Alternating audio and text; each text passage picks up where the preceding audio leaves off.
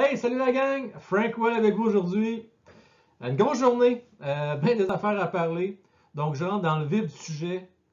Dubois Montréal. Ça va-tu se faire? Ça se fera-tu pas?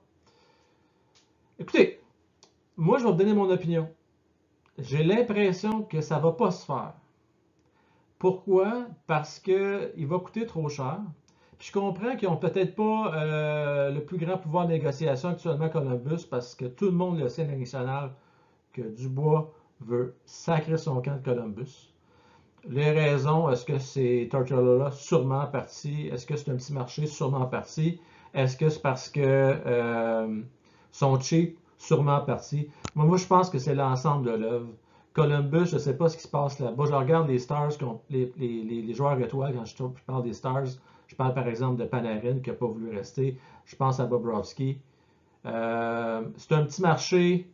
Puis, en plus de ça, tu as un coach qui fait loin de faire l'unanimité dans les nationales, qui est tough avec ses joueurs. Donc, dans un contexte comme ça, qu'est-ce qui a gagné Dubois de passer encore les 5 prochaines années là-bas? Donc, le petit contrat de 2 ans qu'il y a eu, c'était juste pour faciliter l'échange. Ils se sont dit à Dubois, OK, tu veux partir, ben garde, on va donner un petit contrat de 2 ans pour que ce soit plus facile à bouger. Donc, c'est ça qui s'est passé, tout simplement. Bon, je reviens avec les Canadiens de Montréal. Hey, il n'y a pas plus tard qu'un an. Il y a un an à peu près, là, le monde, ça aurait été la folie furieuse à Montréal. On aurait été prêt à vider notre club. Hein, on aurait donné Suzuki, on aurait donné Keke. On aurait donné les deux, en fait, pour aller chercher du bois. Ça, je vous parle d'il y a un an. Mais là, oh, on a vu Suzuki comment il est bon. Keke, il a pris du 16, commence à être un peu plus solide. Ouais, là, on est peut-être moins sûr hein, de laisser partir un de ces deux jeunes hommes-là. Moi, je vais vous dire ce que je ferais. Suzuki, c'est bien de valeur, mais il s'en va pas de Montréal. Oubliez ça, c'est fait, il reste. Ça fait trop longtemps qu'on cherche un centre de cette qualité-là. Keke, ça, c'est un peu moins sûr. Il y a encore des upsides, il va encore s'améliorer. C'est un joueur de 5 nationales, il n'y a aucun trouble là-dessus. Mais là, si je compare avec Dubois, c'est là que ça rentre en ligne de compte. Mais à mon humble avis, on a plus de certitude avec un Dubois qu'avec un Keke. Peut-être que dans 2-3 ans, Keke va surpasser Dubois, mais si je regarde à court terme, Dubois, c'est une valeur sûre, ce qui n'est pas le cas de Keke. Donc, ce que ça veut dire, c'est que Columbus ne va pas se contenter juste de Keke, il faut être réaliste. Il va falloir ajouter un Caulfield avec ça. Et là, le monde capote avec Caulfield. Ouais, c'est sûr que ça serait le fun de l'avoir, puis peut-être qu'on s'en mordrait les doigts. Mais dans la vie, il faut que tu payes pour avoir un joueur de la qualité du bois. Un power forward centre, deuxième centre, excellent deuxième centre, ou potentiellement même un premier centre dans bien des équipes. Tu ne peux pas passer à côté de ça. Donc moi, je donnerais Keke, Caulfield. Et là, pour aller chercher de l'argent, parce que c'est 5 millions par année, il faut donner du salaire. Je donnerais un Byron et un Mété.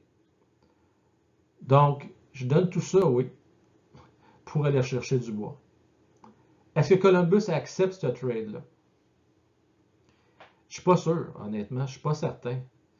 Je suis dans leur peau à eux et j'y pense sérieusement. En fait, je pense que c'est le plus que les Canadiens vont pouvoir offrir. Ce serait le maximum. Et là, il va rester à voir c'est quoi les autres offres que va avoir sur la table Columbus. Donc, vous avez mon opinion. Moi, c'est ce que je donnerais le max. Donnez des commentaires, j'aimerais ça. Je suis curieux de savoir ce que vous en pensez. Donneriez-vous autant pour Dubois? Seriez-vous prêt à donner plus? Donneriez-vous Suzuki? N'hésitez pas, je suis un peu curieux d'avoir votre opinion sur le sujet. Deuxième point, McDavid, Draisaitl, ça a été tranquille la première game, mais ils se sont pris sérieusement hier. Tout un match de hockey, c'était incroyable. Hey, McDavid, là, il est-tu bon? C'est malade comment il est bon, là. C'est incroyable. C'est le joueur le plus... Écoute, sincèrement, j'y pense, là. J'ai bien beau aimer Crosby, puis les Ovechkin, même les Lemieux et Gretzky de ce monde. mais offensivement parlant, c'est sûr que ce n'est pas un joueur complet, c'est pas nécessairement le gars qui est plus physique ou qui est bon défensivement, mais offensivement, il clenche, là, puis il y a des mains, là, il est écœurant. En tout cas, hier, 3 buts, donc un autre chose du chapeau, son 7e de sa jeune carrière. Draisaitl, 4 points. Ça donne bien, j'ai les deux dans un de mes poules, donc je suis bien content du résultat de mes poules hier. Triste le début pour Lafrenière. Bon, écoute, là, on s'entend. Le premier match, il va en jouer peut-être 1200 ou 1300 dans sa carrière dans la Ligue nationale. Fait qu'on va se calmer un peu, là. C'est juste plate parce que ça a commencé en queue de poisson qu'une défaite là, 4-0. Je ne me trompe pas, j'ai lâché l'écouteur à un moment donné. Non, ça a été très ordinaire comme match. Il a fini avec -1. Bon, tu es peut-être un peu nerveux, il l'a avoué lui-même là, en conférence de presse après la partie, mais faites-vous-en pas, ce n'est que partie remise.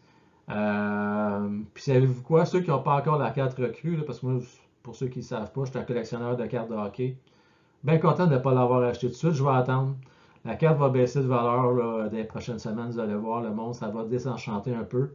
Mais ça reste que Lafrenière va être un très bon joueur de hockey. Pas au niveau de Draisaitl, McDavid ou Crosby ou autre. Là. Pas à ce niveau-là, mais il va être un joueur quand même élite dans la Ligue nationale. Il n'y a pas de doute à ce niveau-là.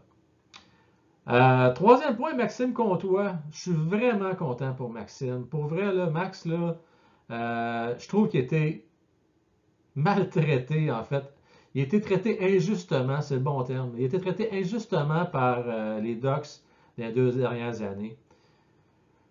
J'espère qu'Anaheim va avoir compris cette saison puis ils vont le garder avec eux autres. Là. Ils commencent en feu. Déjà 2 buts en partant. Écoute, c'est une équipe moribonde. C'est une équipe qui ne feront définitivement pas les séries. Ils vont se terminer encore dernier. Ils vont avoir des chances d'avoir le premier choix. Non, Anaheim, là, c'est pas fort, là, bien sincèrement. Mais content pour le jeune de chez nous, puis je lui souhaite la meilleure des chances à Max. Donc, bien content de son match hier. Le pool. Donc, finalement, on est 11 participants. Je m'inclus là-dedans, mais je vous rassure, là, je vais laisser le premier prix à un de vous autres, la gang, là, ceux qui ont participé. Mais juste question de se taquiner au cours de la saison, puis voir si vous êtes meilleur dans vos prédictions que moi en tant que, je dis bien, expert. Je me prétends pas expert, là, mais je veux juste voir avec vous autres là, qui va s'en sortir le mieux cette saison. Donc, je vous le montre à l'écran ici. Donc, ce que je vais faire, c'est une base régulière. Là, il y a juste 2 matchs, fait que je vais attendre un petit peu. Là. Mais même qu'on ait 5-6 matchs de jouer, je vais commencer à mettre à jour les stats et on pourra se taquiner tout au cours de la saison. Donc, moi, sur ça, je vous dis de passer une très belle fin de semaine. Il y a du football, ça va être bien le fun à regarder aussi pour les amateurs de la NFL. Moi, j'ai mon cœur penche pour les Rams. Pourquoi? Parce que c'est juste parce que je capote sur leur nouvelle couleur d'uniforme, leur nouveau logo. C'est vraiment aussi niaiseux que ça. Donc, je me suis mis à suivre les Rams, puis vraiment juste pour cette raison-là, j'ai commencé à connaître les joueurs de l'équipe. Et ils ont tellement une bonne défensive incroyable. Mais entre vous et moi, je pense pas qu'ils vont passer à travers les Packers. Mais ça serait une belle surprise. Puis je leur souhaite de se rendre au Super Bowl. Mais les Chiefs sont forts en temps avec leur corps arrière toute étoile. Mais garde, sur ça, moi, je souhaite une belle fin de semaine de football. Puis aussi du hockey. Je vais revenir avec un live. Soyez là, s'il vous plaît. Un live samedi immédiatement après le match. Donc, on va s'amuser, puis on va revenir sur le match canadien samedi soir. Alors, je vous dis, salut la gang!